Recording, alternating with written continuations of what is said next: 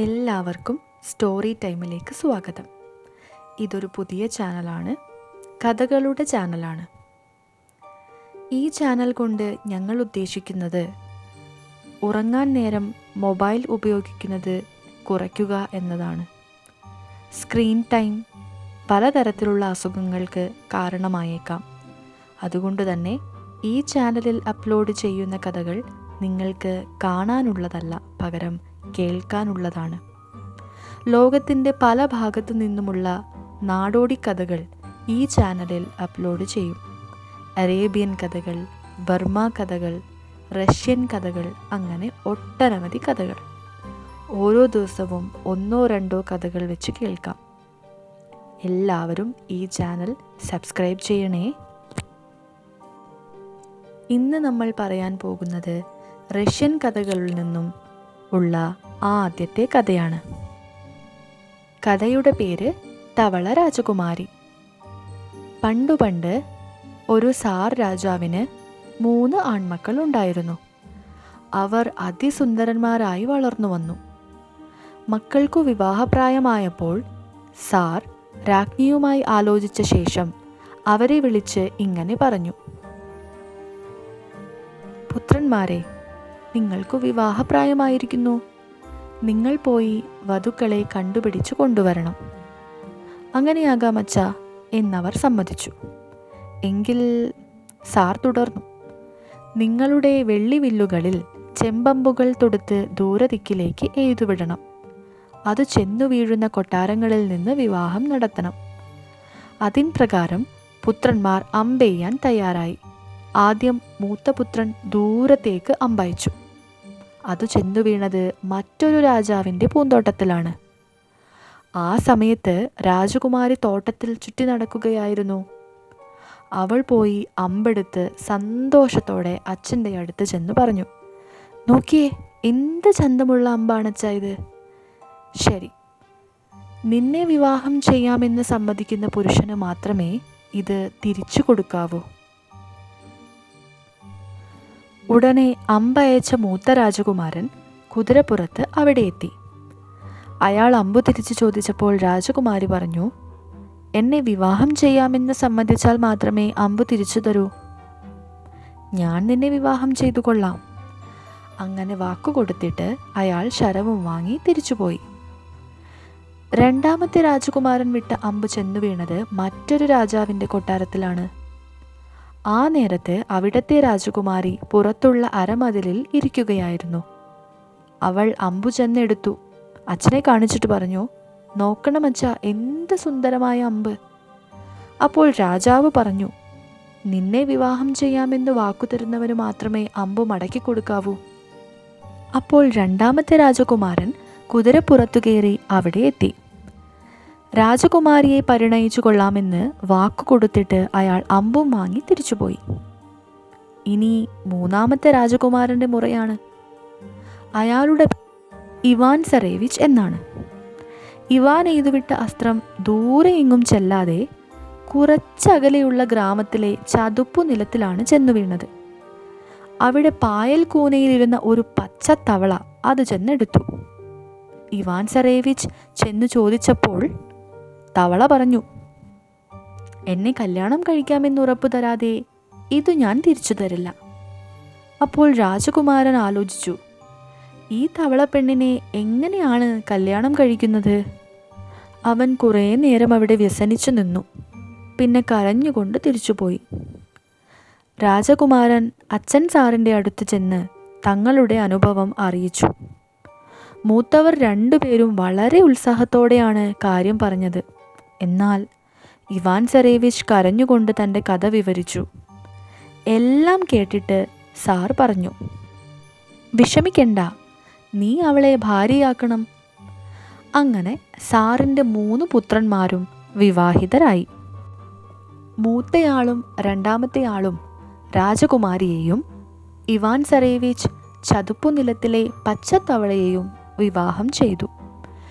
എല്ലാവരും ഒന്നിച്ച് കൊട്ടാരത്തിൽ താമസമാക്കി. ഒരു ദിവസം സാർ ചക്രവർത്തി പറഞ്ഞു: എൻ്റെ മരുമക്കളിൽ ആരാണ് ഏറ്റവും ഭംഗിയായി തുന്നൽ വേല ചെയ്യുന്നതെന്ന് എനിക്കറിയണം. നാളെ ഓരോരുത്തരും നെയ്ത തുണി കൊണ്ടുവന്ന് എന്നെ കാണിക്കണം. ഇവാൻ സരേവിച്ച് ചെന്നപ്പോൾ ഭാര്യ ഇഴഞ്ഞു ചെന്ന് ചോദിച്ചു, എന്തിനാണിങ്ങനെ കരയുന്നത്? ഞാൻ പിന്നെ എന്തു ചെയ്യണമെന്ന് പറയൂ. മരുമക്കളെല്ലാം ഓരോ പുതിയ തുണി നെയ്ത് നാളെ കൊണ്ടുചെന്നു കാണിക്കണമെന്ന് അച്ഛൻ ആവശ്യപ്പെട്ടിരിക്കുകയാണ്. ഇവാൻ സരേവിച്ചിനെ ആശ്വസിപ്പിച്ചുകൊണ്ട് ഭാര്യ പറഞ്ഞു. വിഷമിക്കാതെ കിടന്നുറങ്ങിക്കോളൂ. ഇവാൻ കിടന്നുറക്കവുമായി. തവള സ്വന്തം തൊലിയുടുപ്പ് മാറ്റിയിട്ട് മുറ്റത്തിറങ്ങി ചൂളമടിക്കുകയും വിളി കൂട്ടുകയും ചെയ്തു. ഉടനെ അവളുടെ ജോലിക്കാരായ പെൺകുട്ടികൾ അവിടെ എത്തി. അവരെല്ലാം ചേർന്ന് ഒരു മനോഹരമായ കച്ച നെയ്തു. അതിൽ ഭംഗിയുള്ള കഴുകന്മാരുടെ രൂപം തുന്നിച്ചേർത്തു. ഇവാൻ രാവിലെ ഉണർന്നപ്പോൾ ഭാര്യ നെയ്തുവെച്ച സുന്ദരമായ തുണി കണ്ട് അത്ഭുതപ്പെട്ടു. എത്രയും സന്തോഷത്തോടെ അയാൾ അതെടുത്ത് അച്ഛൻ സാറിൻ്റെ അടുക്കൽ കൊണ്ടുപോയി. രാജാവിന് അത് വളരെ ഇഷ്ടമായി. സിംഹാസനത്തിനടുത്ത് അലങ്കാര വസ്തുവായി അത് തൂക്കിയിട്ടു. മറ്റു 2 മരുമക്കളും നെയ്ത തുണിയെടുത്ത് വേലക്കാരികൾക്ക് കൊടുത്തു. സാർ രണ്ടാമതും ഒരു കൽപ്പന പുറപ്പെടുവിച്ചു. മരുമക്കൾ 3 പേരും ഓട്ടട ഉണ്ടാക്കി കൊണ്ടു കൊടുക്കണം. ആരുടേതാണ് നല്ലതെന്ന് സാർ നിശ്ചയിക്കും. ഒരിക്കൽ കൂടി ഇവാൻ സരേവിച്ച് കരയാൻ തുടങ്ങി. ഭാര്യ അയാളെ ആശ്വസിപ്പിച്ചു. നിങ്ങൾ സമാധാനമായി പോയി കിടന്നുറങ്ങൂ. കാര്യം ഞാൻ ഏറ്റു. തവള അപ്പമുണ്ടാക്കുന്നത് കാണാൻ മറ്റു 2 മരുമക്കളും രഹസ്യമായി അടുക്കള ജനലിൽ ഒളിച്ചു നിന്നു. അവൾ ഉണ്ടാക്കുന്ന രീതി കണ്ട് മനസ്സിലാക്കിയിട്ട് അവർ ഓടിപ്പോയി. പിന്നെ അതുപോലെ അപ്പമുണ്ടാക്കി. പക്ഷേ അത് നായയ്ക്ക് കൊടുക്കാനേ കൊള്ളൂ. മറ്റു 2 മരുമക്കളും പോയി കഴിഞ്ഞപ്പോൾ തവള തൊലി ഊരിയിട്ട് മുറ്റത്തിറങ്ങി നിന്ന് ചൂളമടിക്കുകയും കൂവി വിളിക്കുകയും ചെയ്തു. ഉടനെ അവളുടെ വേലക്കാരി പെൺകുട്ടികൾ വന്നു ചേർന്നു. എല്ലാവരും ചേർന്ന് നേരം വെളുക്കുന്നതുവരെ ഒന്നാന്തരം ഓട്ടടയുണ്ടാക്കി. ജോലി കഴിഞ്ഞ് അവൾ പഴയ പോലെ തവളത്തൊലിയെടുത്തിട്ട് തവളയായി മാറി. ഇവാൻ സരേവിച്ച് കാലത്ത് അപ്പവുമായി അച്ഛനെ കാണാൻ പോയി. സാറിന് അപ്പം വളരെ ഇഷ്ടപ്പെട്ടു. മറ്റു 2 മരുമക്കൾ ഉണ്ടാക്കിക്കൊണ്ടുവന്നത് പട്ടിക്കിട്ടുകൊടുക്കാൻ സാർ കൽപ്പിച്ചു. പിന്നെയും സാർ ഒരു കൽപ്പന പുറപ്പെടുവിച്ചു. ഒരു പ്രത്യേക ദിവസം മക്കൾ 3 പേരും തങ്ങളുടെ ഭാര്യമാരെയും കൂട്ടി വിരുന്നിനെത്തണമെന്നായിരുന്നു അത്. തവള പെണ്ണുമായി എങ്ങനെ വിരുന്നിന് പോകും? ഇവാൻ വീണ്ടും കരഞ്ഞു. ഭാര്യ കാരണം അന്വേഷിച്ചു. സംഗതി മനസ്സിലാക്കിയിട്ട് അവൾ പറഞ്ഞു, വിഷമിക്കാതെ പോയി കിടന്നുറങ്ങൂ. കാര്യം കുഴപ്പമില്ലാതെ നടത്തിവിടാം. വിരുന്നിൻ്റെ ദിവസമായപ്പോൾ ഇവാനു വീണ്ടും വിഷമമായി.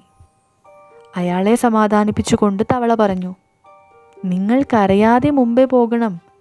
കുറച്ചു കഴിഞ്ഞ് മഴ പെയ്യുമ്പോൾ വിചാരിച്ചോളണം നിങ്ങളുടെ ഭാര്യ മഴവെള്ളത്തിൽ കുളിക്കുകയാണെന്ന്. പിന്നെ മിന്നൽ വീശുമ്പോൾ വിചാരിച്ചോളണം അവൾ യാത്രയ്ക്കായി പകിട്ടുള്ള വേഷമണിയുകയാണെന്ന്.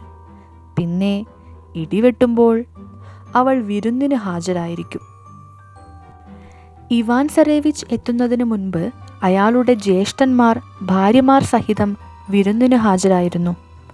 സ്ത്രീകൾ മികച്ച വേഷമാണ് അണിഞ്ഞിരുന്നത്. വിലപിടിച്ച സ്വർണ്ണാഭരണങ്ങളും മുത്തുമാലയും മറ്റും അവർ ധരിച്ചിരുന്നു. ജ്യേഷ്ഠന്മാർ അനുജനെ കളിയാക്കി. എന്തടാ, താൻ ഭാര്യയെ പൊതിഞ്ഞു പോക്കറ്റിലിട്ടുകൊണ്ടാണോ വന്നിരിക്കുന്നത്? ചിരിക്കേണ്ട, അവൾ ഉടനെ ഇവിടെ എത്തും. അനുജനും വിട്ടുകൊടുത്തില്ല. ഉടനെ മഴ പെയ്യാൻ തുടങ്ങി.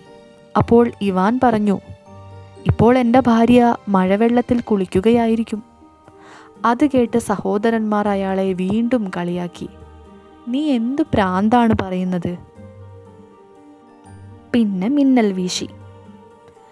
ഉടനെ ഇവാൻ പറഞ്ഞു, ഇപ്പോൾ അവൾ മിനുങ്ങുന്ന വേഷം ധരിക്കുകയാണ്.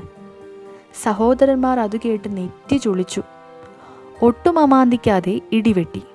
ഇവാൻ സന്തോഷത്തോടെ പ്രഖ്യാപിച്ചു, എൻ്റെ പ്രിയതമയുടെ വരവിനു സമയമായി. അത് അങ്ങനെ തന്നെ സംഭവിച്ചു. 6 കുതിര വലിക്കുന്ന മനോഹരമായ വണ്ടിയിൽ സർവാഭരണ വിഭൂഷിതയായ മരുമകൾ വന്നു ചേർന്നു. കണ്ടവർ കണ്ണുമിഴിച്ചു നിന്നു. പിന്നെ എല്ലാവരും ചേർന്ന് ഭക്ഷണത്തിനിരുന്നു. ഇവാൻ സരേവിച്ചിൻ്റെ ഭാര്യയുടെ നേർക്ക് അധിക നേരം നോക്കിയിരിക്കാൻ അവർക്കാർക്കും കരുത്തില്ലായിരുന്നു. അവൾ അത്ര കണ്ട് തേജോമയിയായിരുന്നു.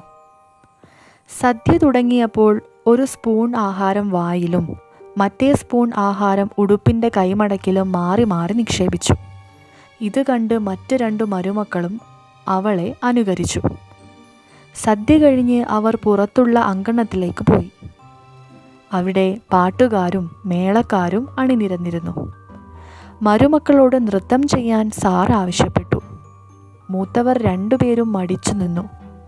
ഇളയ മരുമകൾ മുമ്പോട്ട് വന്ന് അതിമനോഹരമായി നൃത്തം ചെയ്തു. അവളുടെ കാലുകൾ നിലത്ത് തൊടുന്നുണ്ടോ എന്ന് പോലും കാണികൾ സംശയിച്ചു. പിന്നെ അവൾ തൻ്റെ ഉടുപ്പിൻ്റെ വലത്തെ കൈ കുലുക്കി കുറച്ചു ഭക്ഷണവസ്തു കുടഞ്ഞിട്ടു. അത് ഒരു പൂന്തോട്ടമായി മാറി. പൂന്തോട്ടത്തിൽ ഒരു തൂണു നിൽക്കുന്നു. ആ തൂണിന്മേൽ ഒരു ആൺപൂച്ച മേലോട്ടും കീഴോട്ടും ഓടിക്കളിച്ചു. മുകളിലെത്തിയാലുടനെ പൂച്ച പാട്ടുപാടും, താഴെ വന്ന് കഥകൾ പറയും. മരുമകൾ വളരെ നേരം നൃത്തം ചെയ്തു. പിന്നെ കുപ്പായത്തിൻ്റെ ഇടത്തെ കൈ കുടഞ്ഞു. അപ്പോൾ തോട്ടത്തിൽ ഒരു നദി പ്രത്യക്ഷമായി. അതിൽ അരയന്നങ്ങൾ നീന്തിക്കളിച്ചു. ഈ അത്ഭുത രംഗം കണ്ട് എല്ലാവരും കുട്ടികളെപ്പോലെ ആർത്തു വിളിച്ചു. അവൾ നൃത്തം അവസാനിപ്പിച്ച് വിശ്രമിക്കാൻ നിലത്തിരുന്നു. തുടർന്ന് മറ്റു 2 മരുമക്കളും നൃത്തത്തിനൊരുങ്ങി. അവർ തങ്ങളുടെ കുപ്പായത്തിൻ്റെ വലത്തെ കൈ കുടഞ്ഞപ്പോൾ എല്ലുകൾ പുറത്തു വന്നു. അത് ചെന്നു റാണിയുടെ നെറ്റിക്ക് തട്ടി. അവർ ഇടത്തെ കൈ കുടഞ്ഞു. അതിൽ നിന്ന് ദ്രാവകം ചിതറി സാറിൻ്റെ കണ്ണിൽ തെറിച്ചു വീണു. ഉടനെ സാർ വിളിച്ചു കൂവി, മതി മതി പിശാചുക്കളെ, ആടിയതു മതി. അതിൽ പിന്നെ അവർ നൃത്തം ചെയ്തില്ല. പകരം കൊട്ടാരത്തിലെ ജോലിക്കാരികളാണ് ആടിക്കളിച്ചത്. ഇവാൻ സരേവിച്ച് ഭാര്യയെ സൂക്ഷിച്ചു നോക്കി. പച്ച തവളയായിരുന്ന അവൾ എത്രയ്ക്ക് മനോഹരമായി മാറിയിരിക്കുന്നു. അവളുടെ മുഖത്തു നിന്ന് കണ്ണെടുക്കാൻ അവന് തോന്നിയില്ല. അവന് പെട്ടെന്നൊരാശയം തോന്നി. ഇവാൻ കുതിരപ്പുറത്ത് കയറി വീട്ടിലേക്ക് തിരിച്ചു. വീട്ടിലെത്തി ഭാര്യയുടെ കിടപ്പുമുറിയിൽ കടന്നു ചെന്നു. അവിടെ തവളയുടെ പച്ച തോലുടുപ്പ് കിടപ്പുണ്ടായിരുന്നു. അതെടുത്ത് തീയിലിട്ട് കരിച്ചു. പിന്നെ താമസിയാതെ കൊട്ടാരത്തിൽ തിരിച്ചെത്തി. അത്താഴ സദ്യയിൽ പങ്കെടുത്തു. സദ്യയും ആഘോഷവും നേരം വെളുക്കുന്നത് വരെ നീണ്ടുനിന്നു. വീട്ടിൽ തിരിച്ചെത്തിയ ഉടനെ ഇവാൻ്റെ ഭാര്യ മുറിയിൽ ചെന്ന് തോലുടുപ്പ് അന്വേഷിച്ചു. എന്നാൽ അതവിടെ ഇല്ല. എത്ര അന്വേഷിച്ചിട്ടും കണ്ടുകിട്ടിയില്ല. ഒടുക്കം ഭർത്താവിനോട് ചോദിച്ചു. തീയിലിട്ടു കളഞ്ഞുവെന്ന് ഇവാൻ പറഞ്ഞ ഉടനെ ഭാര്യ പറഞ്ഞു, ഇനി എനിക്കിവിടെ നിൽക്കാൻ പറ്റില്ല. എന്നെ കാണണമെങ്കിൽ സാറിൻ്റെ വിദേശത്തുള്ള 13ാം രാജ്യത്ത് വരണം. പിന്നീട് അവൾ കൈ 2 തലയ്ക്കുമീതെ വച്ച് ഒരു കുയിലായി മാറി. എന്നിട്ട് ജനലിൽ കൂടി പുറത്തേക്ക് പറന്നുപോയി. ഇവാൻ സരേവിച്ച് ഭാര്യയെ ഓർത്ത് വളരെ നേരം കരഞ്ഞു കഴിച്ചു കൂട്ടി. ഒടുക്കം എന്തു ചെയ്യണമെന്ന് എല്ലാവരോടും ചോദിച്ചു. പക്ഷേ ശരിയായ ഉത്തരം നൽകാൻ ആർക്കും കഴിഞ്ഞില്ല. അവൻ വെള്ളിവില്ലെടുത്ത് തോളത്തിട്ട് ആവശ്യത്തിനു ഭക്ഷണം പൊതിഞ്ഞു കെട്ടി ഭാര്യയെ അന്വേഷിച്ചു പുറപ്പെട്ടു. നടന്ന് ദൂരെ ദിക്കിലെത്തി. അവിടെ വെച്ച് ഒരു വയസ്സനെ കണ്ടുമുട്ടി. അയാളുടെ താടി പാല് പോലെ നിറച്ചിരുന്നു. വൃദ്ധൻ ഇവാന് ഒരു ഉണ്ട നൂല് കൊടുത്തിട്ട് പറഞ്ഞു, ഈ നൂലുണ്ട മുമ്പിൽ ഉരുട്ടിക്കൊള്ളണം. അത് എവിടെ ചെന്ന് നിൽക്കുന്നുവോ അവിടെ വെച്ച് നിന്റെ ഭാര്യയെ കാണാം. വയസ്സനു നന്ദി പറഞ്ഞ ശേഷം ഇവാൻ നൂലുണ്ട മുമ്പോട്ട് ഉരുട്ടി. അങ്ങനെ പോയി അയാൾ ഒരു കാട്ടിലെത്തി. അവിടെ കൂറ്റാക്കൂറ്റിരുട്ടായിരുന്നു. പെട്ടെന്നൊരു കരടി അവൻ്റെ നേരെ പാഞ്ഞു ചെന്നു. വെള്ളിവെലിൽ ചെമ്പമ്പ് തൊടുത്ത് അവൻ കരടിയെ ഹിംസിക്കാൻ മുതിർന്നു. അപ്പോൾ കരടി പറഞ്ഞു, ഇവാൻ സരേവിച്ച്, നീ എന്നെ കൊല്ലരുത്, എങ്കിൽ നിന്നെ ഞാൻ സഹായിക്കാം. അത് കേട്ട് ഇവാൻ കരടിയെ വെറുതെ വിട്ടു. അതുപോലെ പിന്നെ കണ്ട ഒരു കഴുകനെയും. പിന്നെയും നൂലുണ്ടം മുമ്പോട്ട് പോയി. അവസാനം അവൻ കടൽക്കരയിലെത്തി. അവിടെ ഒരു കോലാച്ചിമീൻ അന്ത്യശ്വാസം വലിച്ചു കിടപ്പുണ്ടായിരുന്നു. അതിനെ കൊന്നു തിന്നാൻ ഇവാൻ ആലോചിച്ചു. അപ്പോൾ കോലാച്ചിമീൻ പറഞ്ഞു, ഇവാൻ സരേവിച്ച്, എന്നെ കൊല്ലല്ലേ. എന്നെ എടുത്ത് കടലിലെറിഞ്ഞാൽ ഞാൻ നിന്നെ സഹായിക്കാം. അതു കേട്ട് മീനിനെ എടുത്ത് കടലിലെറിഞ്ഞിട്ട് ഇവാൻ നടന്നുപോയി. അങ്ങനെ ഒടുക്കം അയാൾ 13ാമത്തെ സാർ രാജ്യത്തെത്തി. അവിടെ ഒരു പഴയ കുടിൽ കണ്ടു. അതിനുള്ളിൽ കയറി നോക്കിയപ്പോൾ ബാബാജഗ എന്ന കിഴവി ഇരിക്കുന്നത് കണ്ടു. കിഴവി ചോദിച്ചു, ഇവാൻ സരേവിച്ച്, നീ സ്വമനസാലെയാണോ ഇറങ്ങിത്തിരിച്ചത്, അതോ മറ്റു വല്ലവരും നിർബന്ധിച്ചിട്ടാണോ? എൻ്റെ ഇഷ്ടത്തിനെതിരെ പക്ഷെ സ്വന്തം തീരുമാനമനുസരിച്ച്, ഇവാൻ മറുപടി പറഞ്ഞു. നീ ആരെയെങ്കിലും ഒളിച്ചു വെച്ചിട്ടുണ്ടോ? ആരെയെങ്കിലും അന്വേഷിക്കുന്നുണ്ടോ? ഞാൻ ആരെയും ഒളിച്ചു വെച്ചിട്ടില്ലമ്മേ. പക്ഷേ എൻ്റെ ഭാര്യയായ പച്ചത്തവളയെ അന്വേഷിച്ചാണ് ഈ യാത്ര. അതെനിക്കറിയാം, ബാബാജഗ പറഞ്ഞു. അവൾ എന്നെ കാണാൻ വരുമ്പോഴൊക്കെ എൻ്റെ തല നോക്കിത്തരാറുണ്ട്.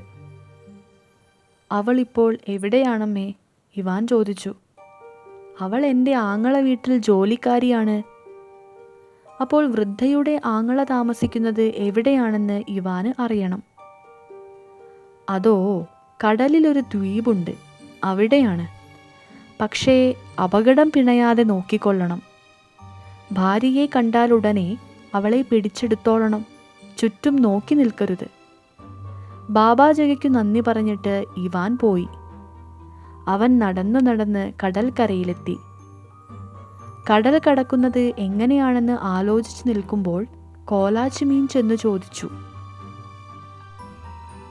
ഇവാൻ സരേവിച്ച്, നീ എന്തിനാണ് വിഷമിച്ചു നിൽക്കുന്നത്? ഈ കടലിൽ അങ്ങു ദൂരെ ഒരു ദ്വീപുണ്ട്. എനിക്ക് അവിടെ എത്തണം. അതിനാണോ പ്രയാസം എന്നു പറഞ്ഞ് കോലാച്ചിമീൻ വാലിട്ട് വെള്ളത്തിലടിച്ചു. ഉടനെ അവിടെ ഒരു നീണ്ട പാലം പൊങ്ങി വന്നു. അതിൻ്റെ തൂണുകൾ വെള്ളി കൊണ്ടും ഗുളികക്കാലുകൾ സ്വർണം കൊണ്ടും നിർമ്മിച്ചവയാണ്. നടവഴി മുഴുവൻ കണ്ണാടി ഇട്ടതായിരുന്നു. ആ പാലത്തിൽ കൂടി നടന്ന് ഇവാൻ ദ്വീപിലെത്തി. എന്നാൽ അവിടെ ഭയങ്കര കാടായിരുന്നതുകൊണ്ട് അവന് മുൻപോട്ട് നീങ്ങാൻ കഴിഞ്ഞില്ല. എന്തു ചെയ്യണമെന്നറിയാതെ അവൻ അവിടെ വിഷമിച്ചിരുന്നു. നല്ല വിശപ്പുമുണ്ട്. ഉടനെ ഒരു മുയൽ കുറുകെ ഓടുന്നത് കണ്ടു. ഒരു കഴുകൻ താണുവന്ന് അതിനെ കൊന്നിട്ടുപോയി. ഇവാൻ അടുത്തു തന്നെ തീ കൂട്ടി മുയലിനെ പൊരിച്ചു. അതിൻ്റെ ഇറച്ചി തിന്നു വിശപ്പടക്കി. ഇനി കാടു കടക്കേണ്ടത് എങ്ങനെയെന്ന് ആലോചിക്കുമ്പോൾ കരടി മുന്നിലെത്തി.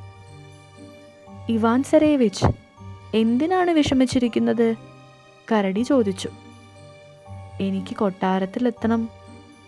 ശരി, ഞാൻ നിന്നെ സഹായിക്കാം. പെട്ടെന്നു കരടി വഴിക്ക് നിന്ന ഓക്കുമരങ്ങളെല്ലാം തല്ലി തകർത്ത് ആളിനു പോകാനുള്ള വഴിയുണ്ടാക്കി കൊടുത്തു. ആ വഴിയെ നടന്നു നടന്ന് ഇവാൻ ഒരു താഴ്വരയിൽ എത്തിച്ചേർന്നു. അവിടെ കണ്ണാടി കൊണ്ട് നിർമ്മിച്ച ഒരു കൊട്ടാരം കണ്ടു. അവൻ കൊട്ടാരത്തിൽ കടന്ന് അതിൻ്റെ ഇരുമ്പുവാതിൽ തുറന്നു. അവിടെയെങ്ങും ആളും അനക്കവുമില്ല. പിന്നെ വെള്ളി കൊണ്ടു തീർത്ത വാതിൽ തുറന്നു. അവിടെയും ആരെയും കണ്ടില്ല. മൂന്നാമത് സ്വർണവാതിൽ തുറന്നു. അതിൻ്റെ പുറകിലായി തൻ്റെ ഭാര്യ ഇരിക്കുന്നത് ഇവാൻ കണ്ടു. ദുഃഖം കൊണ്ട് വല്ലാതെ ക്ഷീണിച്ച രൂപം. ഇവാൻ മുമ്പോട്ട് ചെന്ന് അവളെ സ്നേഹത്തോടെ ആശ്ലേഷിച്ചു. ഉടനെ അവൾ ഒരു കുയിലായി മാറി. ഇവാൻ സരേവിച്ചിനെ ചിറകിനടിയിൽ ഒളിപ്പിച്ചു വെച്ച് പറന്നു പൊങ്ങി. പറന്നു പറന്ന് സാറിൻ്റെ കൊട്ടാരത്തിലെത്തി. അപ്പോൾ അവൾ മനുഷ്യ സ്ത്രീയായി മാറി. എന്നിട്ട് തൻ്റെ കഥ പറഞ്ഞു. ഒരു ശാപത്തിൻ്റെ ഫലമായി ഞാൻ രാക്ഷസൻ്റെ വീട്ടുവേലക്കാരിയായി. അങ്ങനെ 3 കൊല്ലം കഴിഞ്ഞു. ഇപ്പോൾ കാലാവധി അവസാനിച്ചിരിക്കുന്നു. പിന്നീടവർ വളരെ കാലം സുഖമായി കൊട്ടാരത്തിൽ പാർത്തു.